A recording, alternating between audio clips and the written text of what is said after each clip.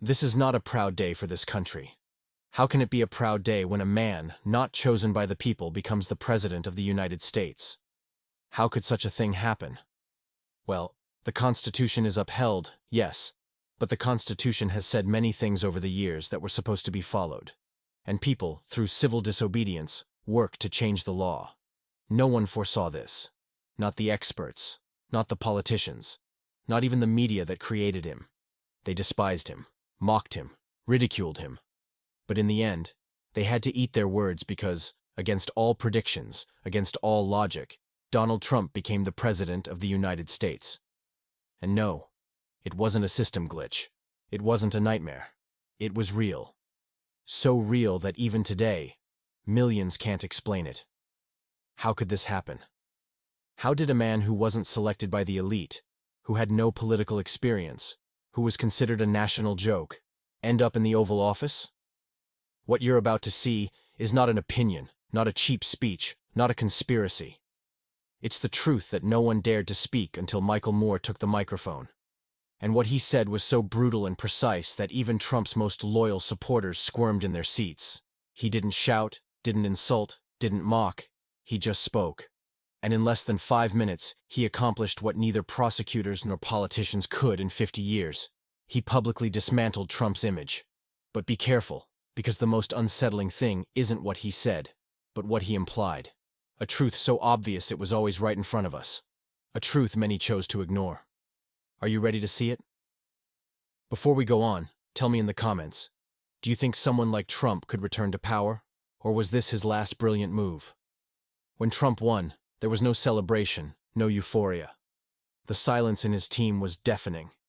He had no prepared speech, no one expected it.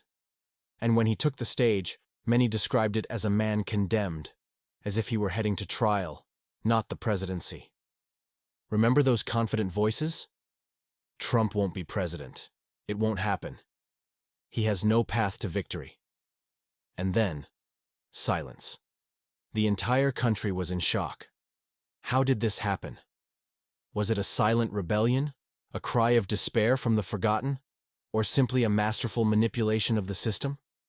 Michael Moore doesn't believe in coincidences, and neither should you.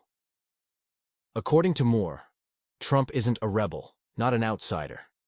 He's a direct product of the very system he claims to hate today. The media that hyped him up, Wall Street that funded him, the politicians who ignored him, they all contributed to his rise. And now that they can't control him, they call him a monster. But who created him? Here's the first big revelation. Trump doesn't just use hatred as a shield. He turns it into strength. When the wealthy media elite reject him, his base embraces him even tighter. Because to them, if the system hates him, he must be doing something right. And you know what's the most unsettling part? He's right. These elections, Moore said, weren't a victory. They were a warning siren, the loudest in modern history. Because it wasn't just one man who won. An ideology won. An ideology of resentment, of suppressed rage from those who feel they no longer have a voice. But that's not all. Remember the term fake news? Many think the media invented it to discredit him. But according to Moore, Trump was one of its true creators. He was the one who started spreading that Barack Obama wasn't a U.S. citizen. He hired investigators, fabricated evidence, manipulated facts. And now, ironically, he uses that same term to attack his critics. Is it cynicism, strategy, or just the genius of chaos? Moore calls him a master of deception, a great illusionist, an actor who played his role better than anyone. He didn't write the story of his success, he just performed it, and he did it so well that the whole world believed his script. Do you understand what this means? While you were watching the clown, he was building a plan. While they laughed at his hair, he was gaining votes. While they called him crazy, he was gaining power. And that, according to Moore, is the scariest part. Let me ask you a question. What if he's not crazy? What if it's all coldly calculated? What if every tweet, every scandal, every distraction is part of a carefully rehearsed show? Because yes, he may be eccentric, he may have the thinnest skin in the world, he may be a narcissist. But as Moore says, he's a malicious narcissist, and that makes him dangerous. During an international crisis, when the world awaited a response from its president, Trump wasn't in the war room. He was tweeting about Alec Baldwin and Saturday Night Live. That's how broken reality was. But here's the real twist. What if he's not destroying the system but showing us how broken it's always been? Moore didn't demand his arrest or a trial. He went further. He called for his resignation live on air before the show ended. Not out of anger, not out of vengeance, but because, in his view, the people had already made a decision, and that decision wasn't in the ballot boxes. It was in their hearts. This video isn't an accusation. It's a mirror reflecting who we are, what we tolerate, what we let slide, and what we're willing to repeat. Because when someone fails over and over and still keeps rising, maybe we shouldn't ask how they do it, but who's holding them up on the ladder. If you're here, you still have time to see what others refuse to accept. Write in the comments. Do you think Trump is done, or is he just starting his second act? Give a like if you ever thought this was all a joke until it stopped being one. And stay, because it gets even darker. He didn't shout, didn't raise his voice, didn't need to dramatize. He just held up a mirror. And what it reflected was more unsettling than any fiery speech. Because the real fear of Donald Trump was never going to jail. No, his true terror is being ignored. And you know what's the most unsettling part? We all knew it, but we refused to see it. That night, while thousands celebrated or mourned the election results, he was alone in front of his phone, tweeting in rage and injustice in all caps, as if a few dozen protesters were the apocalypse, as if his ego had been stabbed in the back. Imagine having so much power and still feeling like a victim. A man who dominated headlines for years now trembles when he's not mentioned. And no, it's not an exaggeration. That's what makes him even more dangerous. Because when someone like him loses control of the situation, he's willing to do anything to take it back. What if I told you this was all predicted? That while you and I were living our lives, someone already saw it coming and said it plainly. He didn't need to compare him to dictators. He didn't use absurd historical analogies. He just stated the most uncomfortable truth. Trump isn't a politician. He's an emotional need. He's the reflection of a country tired of being ignored. Sound familiar? Millions of forgotten workers, ordinary citizens, crushed by a system that never gave them a real chance. People tired, frustrated, broken inside, looking for someone to listen to them, even if that someone doesn't tell them the truth. And then he appeared, a character made for television, a familiar face, a figure who didn't need to explain anything, just promise, "I'll make you rich." Who wouldn't want to hear that? But here's the most unsettling part. It wasn't his charisma that brought him to power. It was our desperation. He didn't barge into our lives. We invited him and applauded him. Did you do it too? At some point? Did you think he was the solution? Don't be afraid to admit it. You're not alone. It was a collective illusion, like a trick performed before an audience starving for hope. But then comes the twist no one wants to accept. Trump wasn't an anomaly. He was a symptom, a consequence, the logical outcome of a society that mistakes spectacle for leadership. And while some kept waiting for him to mature in office, he was playing with fire, literally. Because the problem isn't that he's a narcissist, it's that he's a narcissist with power, who doesn't think about laws, consequences, or the country, only about himself. And that, friends, is a ticking time bomb. You know what's the most unsettling part? It all happened without shouting, without direct threats, without coups. It was much quieter and, therefore, more effective. A national emergency doesn't start with tanks in the streets.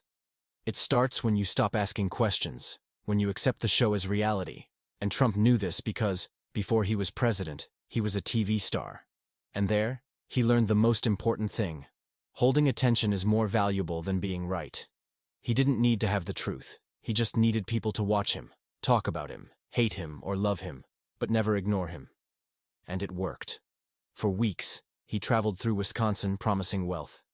He had no plans or real proposals, just empty words wrapped in hope. And people believed him because sometimes all we need is for someone to say, "You matter," even if it's a lie. And this brings us to the most uncomfortable question of all. Was Trump a real person, or just a character we created so we wouldn't feel so alone? Write in the comments, because this isn't just about politics anymore, it's about us, about how we let entertainment replace truth.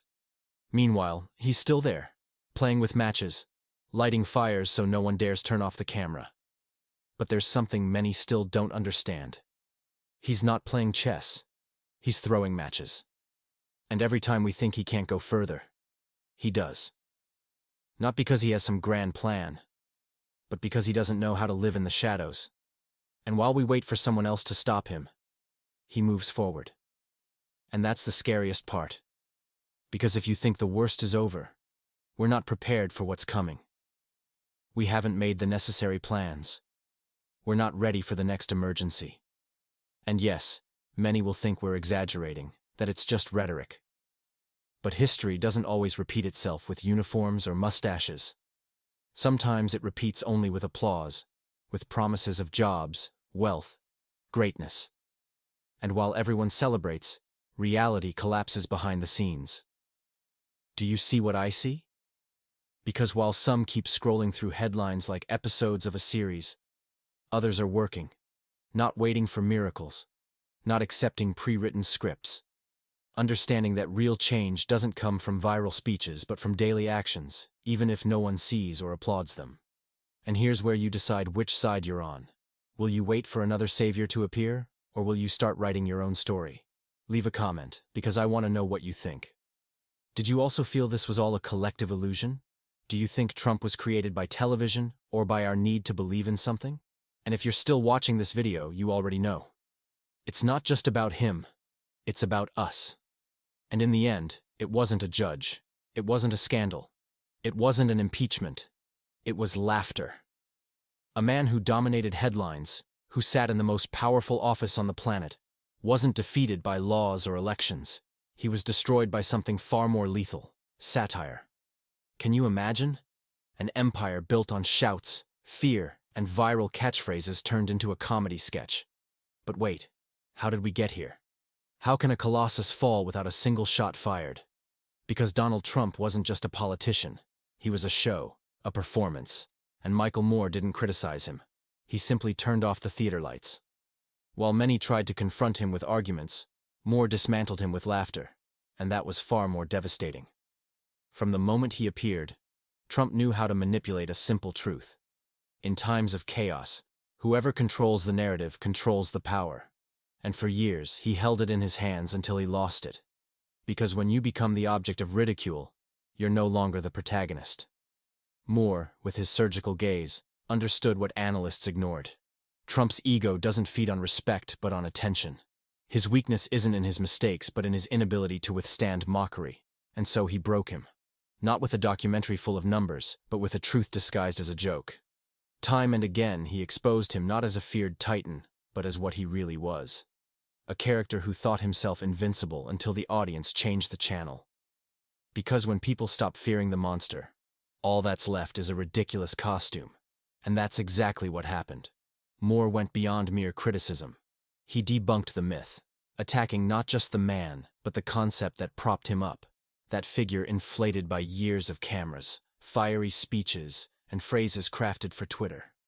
What's left when they no longer fear you? They don't even hate you. They just laugh at you. An empty stage. Moore, in his analysis, revealed a brutal truth. Trump had no ideas. He had no plan. He believed in only one thing: himself. And when that collapsed, everything collapsed. Yes, many feared that if Trump fell, someone worse would replace him. But Moore made it clear. At least others believe in something, even if it's terrible.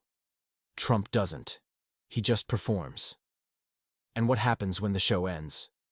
When there are no applause, no cameras, no headlines, the actor is left alone. And in this case, what remained was an exhausted figure, unable to sustain his own story. The satires multiplied, and each was a small blow, not physical, but emotional, because Trump can withstand protests, but can't survive laughter he doesn't control. Melissa McCarthy, simply by parodying him, did more damage than 1,000 editorials. Because laughter is more dangerous than insults. Have you noticed? Dictators fall when they lose the fear they inspire. Populists fall when they lose the show. And that's what Moore achieved. He turned off the show.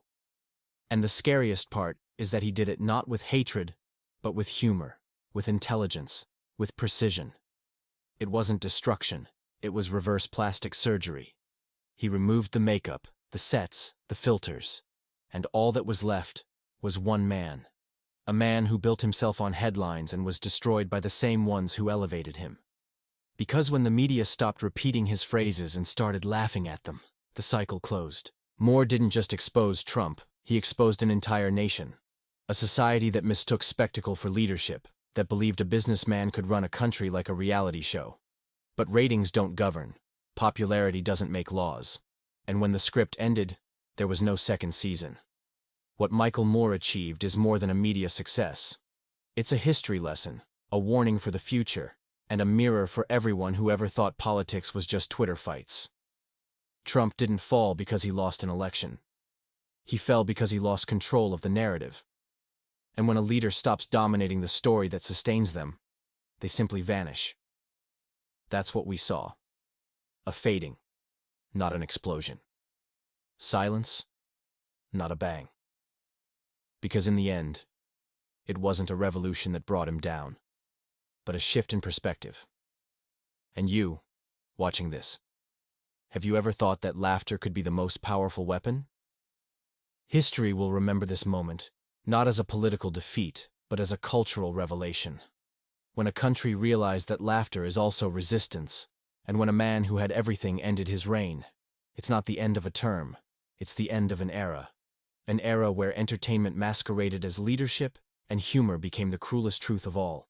Because when they laugh in your face and you can no longer do anything, that's when power ends. And that was Trump's end. Not by a court order, not by an angry mob, but by silence, broken only by laughter. If this video made you think, leave your comment. Do you think satire can topple more than a protest? Are we seeing the end of a form of leadership based on spectacle? Subscribe for more stories that dismantle power with intelligence. Give a like if you ever thought comedy could be more dangerous than a hate-filled speech. Thank you for staying until the end. This wasn't just a video. It was a warning and, at the same time, a relief. See you in the next chapter because this is just the beginning.